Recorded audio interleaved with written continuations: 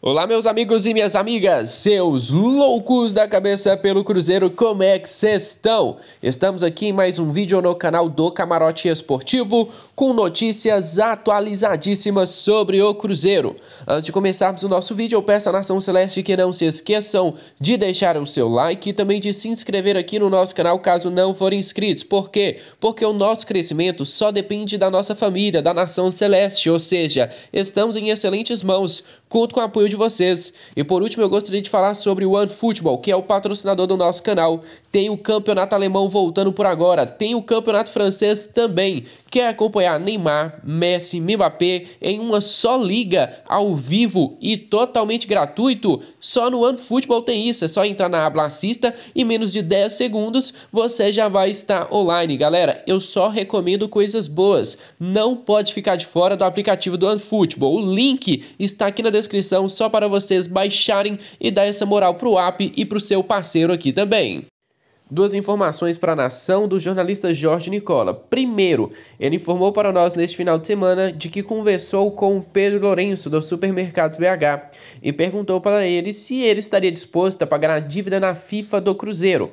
O próprio jornalista Jorge Nicola trouxe a informação para nós de que Pedro Lourenço não deve fazer tal investimento neste momento, até porque ele e o Regis fecharam um acordo recente para deixar os salários do Cruzeiro quitados. Isso mesmo, ele pagou mais de 9 milhões de reais. Pedro Lourenço e o Regis Camp se juntaram e este valor foi de 9 milhões de reais para quitar os salários do Cruzeiro. Ah, Renato, mas os salários do Cruzeiro ainda não foram pagos. Não foram pagos, mas serão pagos no decorrer do mês. Pelo menos é a informação que chega para nós. O jornalista Jorge Nicola tem o contato do Pedro Lourenço e ele falou: neste momento não vamos fazer tal investimento para que o Cruzeiro possa contratar novamente, até porque são 13 milhões de reais que teriam que ser pagos para que o Cruzeiro pudesse no mercado. E se o Cruzeiro for ir no mercado, o próprio Pedro Lourenço teria que gastar dinheiro de novo. Então, no total, ele gastaria uma grana preta novamente com o Cruzeiro. E nem dá para pedir muito do Pedro Lourenço, por quê? Porque ele já faz muito pelo Cruzeiro. Então, não temos o direito de pedir mais nada para ele. Tudo que tiver ao alcance dele, eu tenho certeza que ele vai ajudar. Ele acabou de fazer um investimento de 9 milhões de reais. Para o Cruzeiro contratar de novo, ele teria que fazer um investimento de mais 13 milhões de reais, sem contar o valor que você teria que ajudar o Cruzeiro para contratar jogadores pontuais, porque ficar contratando jogador perebe, eu prefiro que o Cruzeiro fique impedido de registrar jogadores. Agora eu gostaria de lembrar a vocês o que foi falado pelo presidente Sérgio Santos Rodrigues recentemente. Ele foi perguntado por um jornalista da TV Bandeirantes e ele prometeu que tem surpresa para a torcida do Cruzeiro no decorrer da semana. Vamos aguardar para saber qual vai ser, a surpresa do Sérgio Rodrigues. Ele fala que vai acontecer o pagamento de alguma coisa, mas não citou mais detalhes. Vamos aguardar o decorrer da semana para saber qual vai ser, a surpresa planejada pelo presidente para a sua torcida. Eu acho que vai ser o pagamento da dívida na FIFA, mas não acho que vai ser o Pedro Lourenço, até porque ele pagou recentemente a dívida que tínhamos com os atletas do Cruzeiro. Mas o Cruzeiro tem outros investidores que poderiam ajudar também neste pagamento. Outra informação também dada pelo jornalista Jorge Nicola é de que Alexandre Matos estaria fechando com a equipe dos Estados Unidos e que assim ele não voltaria ao futebol brasileiro, não ao Palmeiras e também não ao Cruzeiro também. O próprio jornalista admitiu que recentemente Alexandre Matos recebeu propostas de equipes do futebol brasileiro. Uma delas foi do Alexandre Matos, só que foi antes de contratar o Rodrigo Pastana. Agora ele vai assumir um cargo muito importante em uma equipe inferior dos Estados Unidos, mas que tem um plano muito promissor para o futuro. O planejamento deles é tornar esta equipe de Boston uma das maiores equipes dos Estados Unidos, e o Alexandre Matos seria responsável pelo departamento de futebol. Ou seja, é um projeto de carreira muito promissor para o Alexandre Matos. Então descarta a possibilidade dele vir hoje para o Cruzeiro, que já é zero, e também daqui a alguns 6 meses, por exemplo, Alexandre Matos deve ficar por lá. É um projeto a longo prazo que vai ser assumido por ele. O jornalista Jorge Nicola divulga para nós de que Matos está quase 100% acertado para comandar uma equipe dos Estados Unidos que até o momento ainda não foi revelada para nós. Só que esta equipe é de Boston.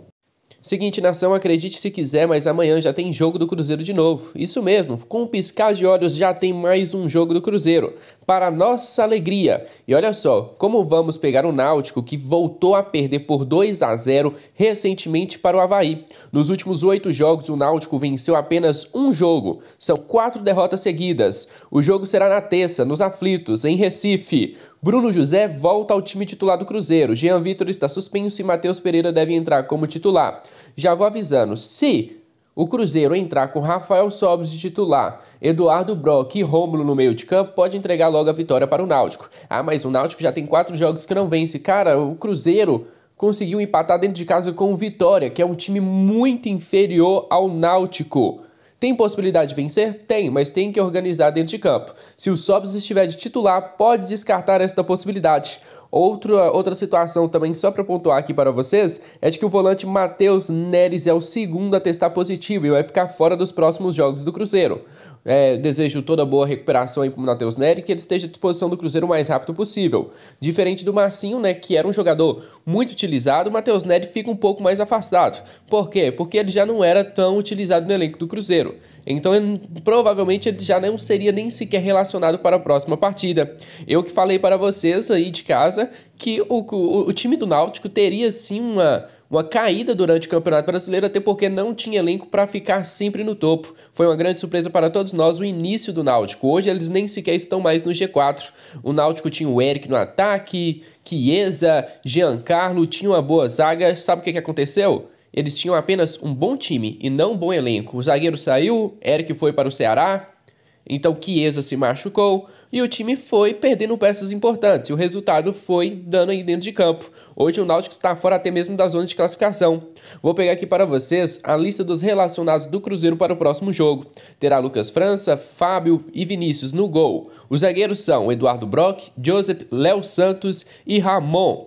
Nas laterais, Matheus Pereira e Norberto. Os meio-campistas são Adriano, Claudinho, Flávio, Giovanni Piccolomo, Marco Antônio e Rômulo. Todo mundo já sabe, Marco Antônio é de enfeite, ninguém utiliza ele, infelizmente. Os atacantes são Bruno José, Dudu, Felipe Augusto, Marcelo Moreno, Rafael Sobis, Thiago e também o Wellington Nem. Renato, como é que você montaria o time do Cruzeiro para a próxima partida? Cara, simples. Fábio no gol, na lateral direita o Norberto, na lateral esquerda Matheus Pereira, a dupla de zaga com Léo Santos e o Ramon, até porque dos 4 ali que foram relacionados não está o Paulo, então eu colocaria o Léo Santos e o Ramon. Os meio-campistas eu colocaria o Adriano, colocaria também o Giovanni Piccolomo. Provavelmente, se tivesse à disposição, eu colocaria o Rômulo, mas como não está, eu daria outra oportunidade para o meio-campista Claudinho ou colocaria o Flávio para dar aquele reforço no meio de campo. Os atacantes, Bruno José de um lado, Wellington Nem de outro e Marcelo Moreno na frente. Pronto, sem inventar muito. É o melhor que a gente tem para o nosso ataque, são esses 3 jogadores. É assim que eu escalaria o Cruzeiro para o próximo jogo. Cruzeiro, cara, nunca te pedi nada essa semana que está se começando. Por favor, traz 3 pontos para Belo Horizonte, traz 3 pontos para animar um pouco a sua torcida que precisa. O Cruzeiro está tendo sim uma evolução dentro de campo, mas infelizmente a falta de capacidade dos atletas de fazer o gol e a falta de capacidade de não tomar gol vem prejudicando demais o Cruzeiro. Mas organização tática sim, tem sim. Vanderlei Luxemburgo conseguiu organizar o elenco do Cruzeiro, conseguiu montar ali um esquema de jogo bem definido. Claro que ele muda no decorrer das partidas, mas há sim uma evolução. Quem sabe agora o Cruzeiro pode trazer os 3 pontos para Belo Horizonte.